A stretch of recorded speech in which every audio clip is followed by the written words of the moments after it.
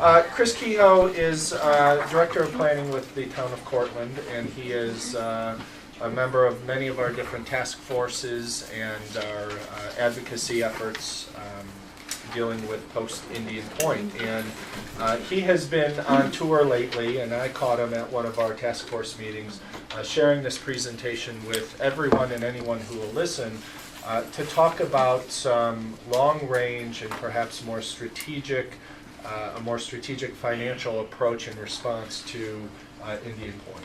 And Chris and the town board and Linda Puglisi and all of the different committees that help make this work happen have been very, very diligent with trying to identify property in our school district or close to our school district that we could aggressively seek approval and some financial support from the state to develop or redevelop so we can create additional tax revenue to combat the revenue loss, obviously, through the Indian Point pilot. So he has some really great commentary and some really neat slides in terms of aerial views to show you and some of the ideas that the town's thinking about to bolster some economic development in our district, but in the town of Cortland. So, Chris, thank you.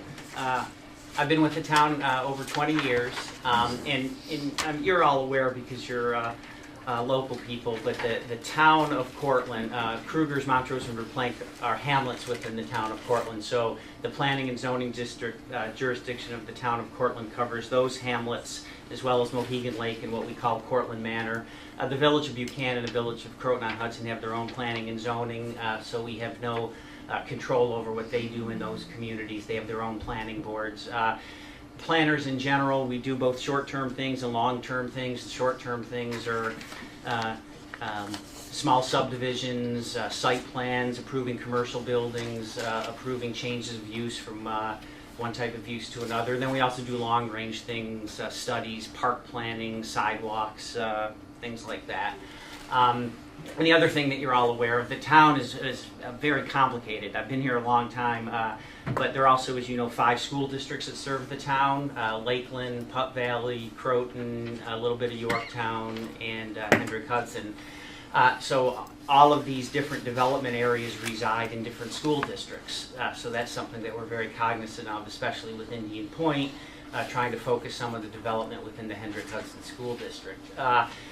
The way the planning works is you're supposed to have a long-range master plan just like the school district would. They're supposed to be adopted about every 10 years.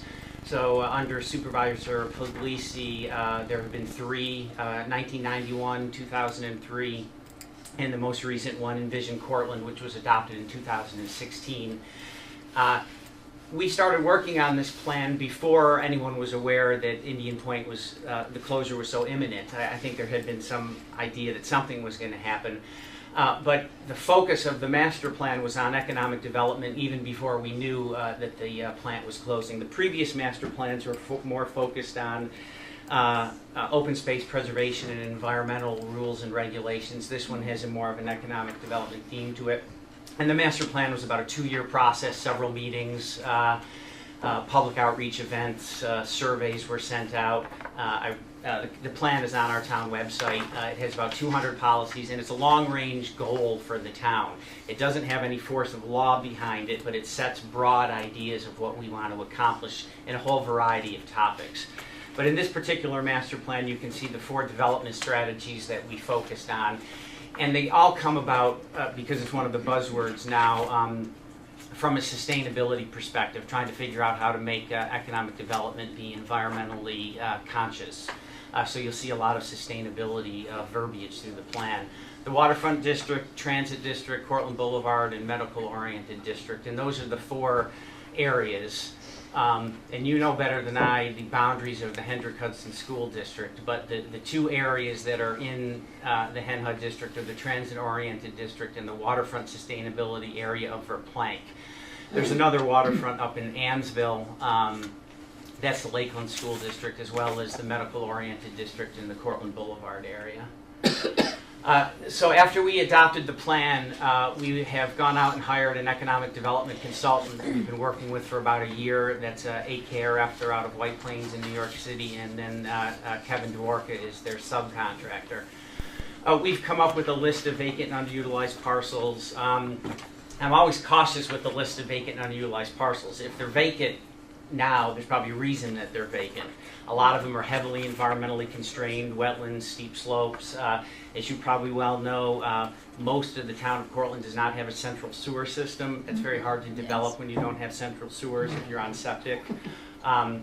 So I have the list. The supervisor is always wanting me to share the list. I'm always a little hesitant because we haven't reached out and talked to all of the property owners. Sometimes people aren't really thrilled to find out that their property is on one of our lists. But it's really just a list that we work from, and most of the sites are well known.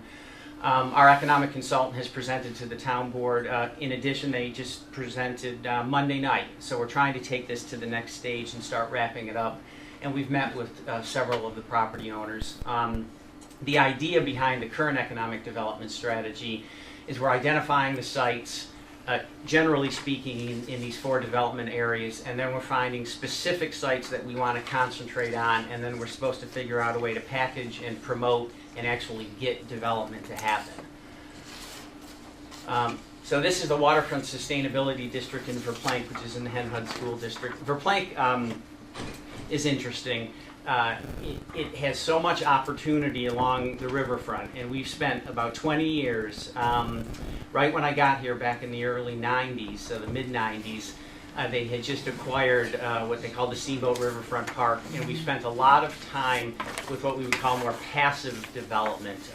River viewing areas, the Broadway overlook, all of the sidewalks and the paths through there, the fixing up of the steamboat dock.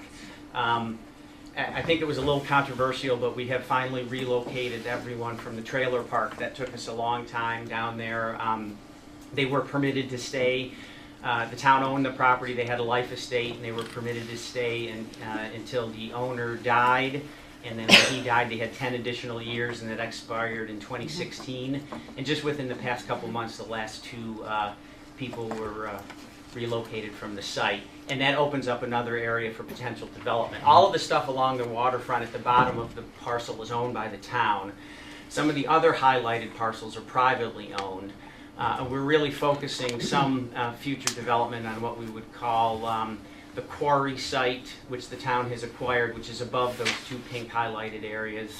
And then those are some of these either vacant or underutilized parcels where we see possibilities for development. However, there's no sewer in Verplank, and it's somewhat of a peninsula. There's only one way in and one way out. So there's always concerns with planning having to do with traffic, environmental problems, tree removal, stormwater, so it's never a linear path to get any of these things developed. This is up in Ansville, near the Ansville Circle, heading north either to Putnam County or going over to the Bear Mountain Bridge.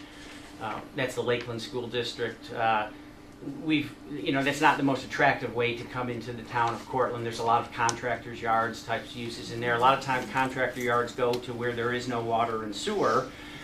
So in order to improve that area and get some different types of uses in there, we really need to get sewers, and sewers are incredibly expensive. So we need some grant help with that. This is, I think, the area that's most important to the Hendrick Hudson School District, is the transit-oriented district around the train station. Everyone, we're not breaking the mold here with planning strategy. Developing pedestrian-oriented mixed-use developments around train stations has been going on forever. We definitely want to see it here. Once again, though, most of these parcels are privately owned. A lot of them have industrial uses, which are hard to relocate to other places. You have the operating engineers use some of these as their training facilities. They're not going to want to pack up and have to find different places. But we find some potential. The town does own some property along Memorial Drive going into the train station.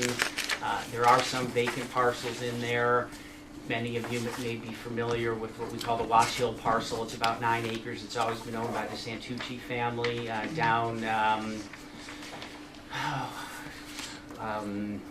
It's the lowest pink area, right above the word Google.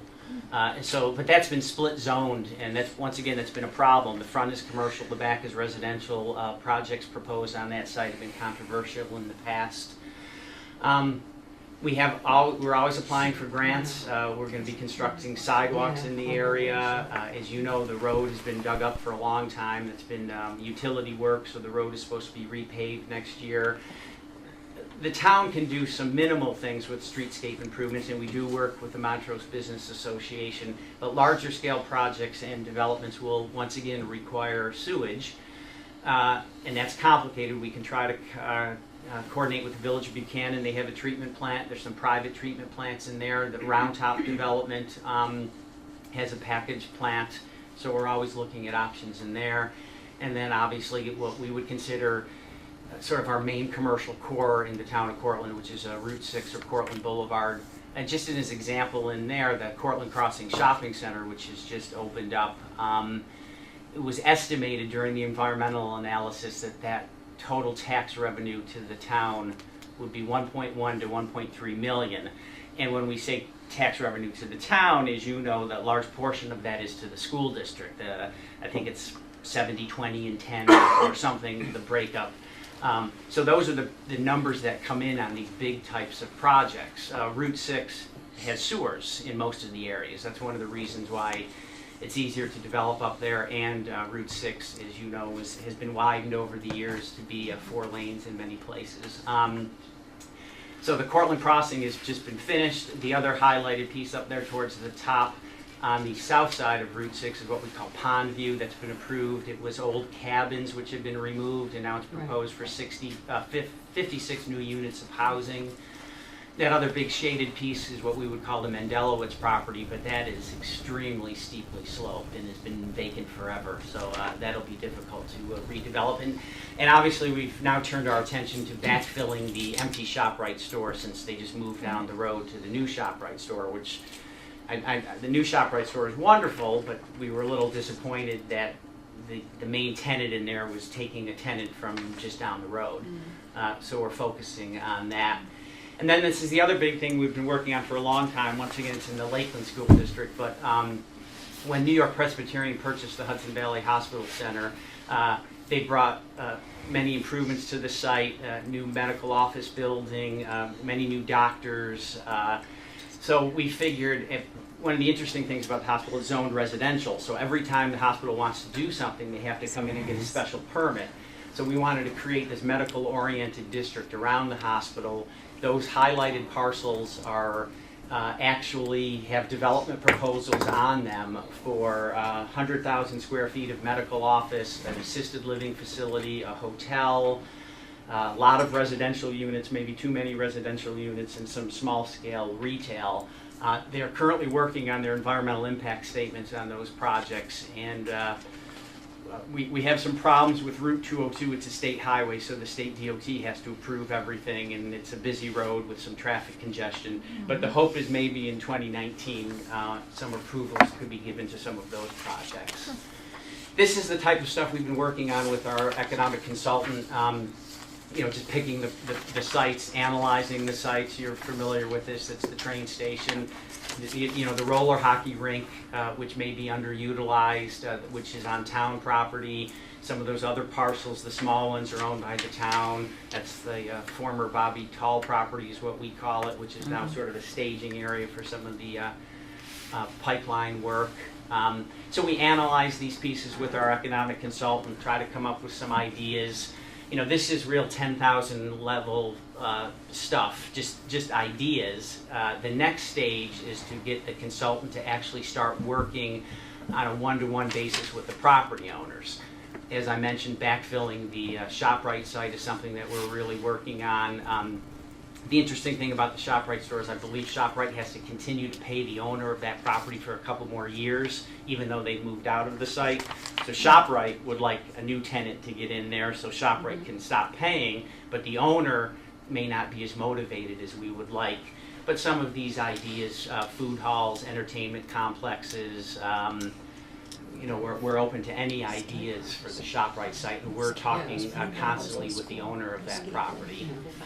And then this is up in Ansville. If you know Supervisor Puglisi, she's always wanted an ice skating rink in the town. So she's,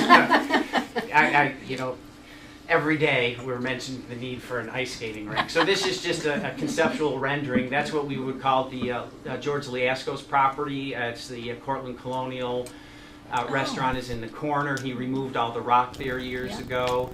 This is just an idea that it could fit. We've talked with Mr. Liascos. Obviously, these things aren't. Mr. Liascos doesn't know anything about hockey rinks. You know, if someone could build it on his property, he would work with us. He also, if he's going to cooperate with us on that, he'd like some residential units there. There are some sewer issues in this area. I mean, the treatment plant's pretty close, but some infrastructure would have to be put in. So we're working with Mr. Liascos on that parcel. And then we're a little farther along. This was pretty much the same thing that I did with the Indian Point Task Force back in July. We're a little further than this now, where we've actually picked the sites and are meeting with the property owners to try to get projects through the approval process. I think that's it. What we've done is to leverage our relationship and access to a lot of very, very high-ranking state officials to try to fast-track some of these projects. Chris had mentioned, you know, some of the drawbacks, or perhaps the most significant one is sewers. And so Chris's team and Linda Puglisi and the rest of the task force are trying to leverage the Indian Point issue as a way to fast-track approvals of state grants for sewer projects, so on and so forth. And not only fast-track them, but essentially rubber stamp them. Put us at the top of the pile, rubber stamp us, and let us get going. You know, we need some help to kick off some of these projects, and that includes red tape approval. So so far they've been listening, but you know, there is a series of approvals and other steps, procedural steps that Chris mentioned in order to get some of these projects shovel ready. Have there been any discussions down by the train station to put in any stores, or, you know, I mean, something that might draw more people into this area? You know, I think if there was more for people to do sometimes, you know, and you've got the train right there and accessibility, I mean. That's exactly the issue, that there's short-term issues and long-term issues. In the short term, a lot of those properties, you know, are industrial in nature. Right. They're contractors' yards. And they're there for a reason, because there isn't the infrastructure there. So very small projects could redevelop those sites without the necessity of having sewer.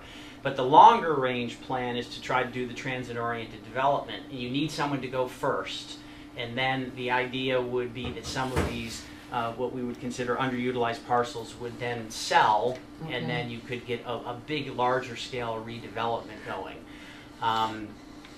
But you know, we have met. It's never easy. We've had meetings with the yellow house on the corner where the wall has collapsed, right near the fire station there. Yeah, you know, there are problems with that site, but they're talking about a bank or something that they want to put there.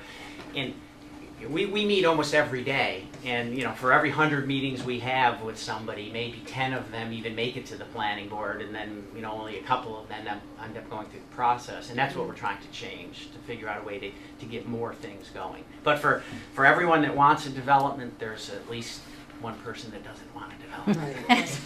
Not my Well, there's pros and cons Yes. to all of it, Yeah. so. Margaret saw her house on one of the slides and said, "Whoa, wait a minute, we're building a..." I won't object if you can get me sewers. Well, and the other issue with sewers, though, too, is they're not free. You know, so Yes. there's a huge upfront cost, and we bond for that, and then it's usually a 20-year bond, and then based on a formula, which I'm not an expert on, you have to pay back. Yep. And a lot of people then say, well, if my septic's working fine, Why I'll should stay I with my bother? septic. Right. Do you need to do What something? percentage of the town does No, have not yet. sewers? It's really low. I think it's around 20%, and where the Peekskill sanitary sewage plant is, if you've ever been on the Bear Mountain Parkway, they're sort of parked by the Ensville Circle. Sometimes you get a whiff of it, but that's where the plant is. So the northeast corner of the town, from Route 6 up to the Putnam County border, is pretty much in a county sewer district. That doesn't mean all of the properties in there have sewers, but if you're not in a county sewer district, you can't have sewers. You have to then be put in a county sewer district, which is a complicated procedure. So certain, when you get in the southern portion of the town, T-Town, Quaker Bridge, they don't have them, but that's less of an issue. It's really for the Krugers, Montrose, Verplank hamlets, which are built up, and traditionally an area with this type of density would have sewers. Yeah. It's not the best place to have septic system Right. anymore.